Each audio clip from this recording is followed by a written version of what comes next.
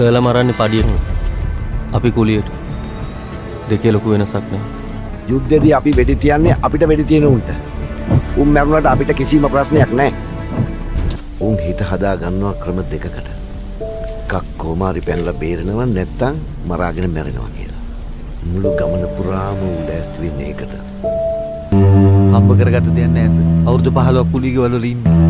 එළිය හිටියනම් මං සර්ට උදව් කරනවා. මං ඇත්තමයි සර් කියන්නේ.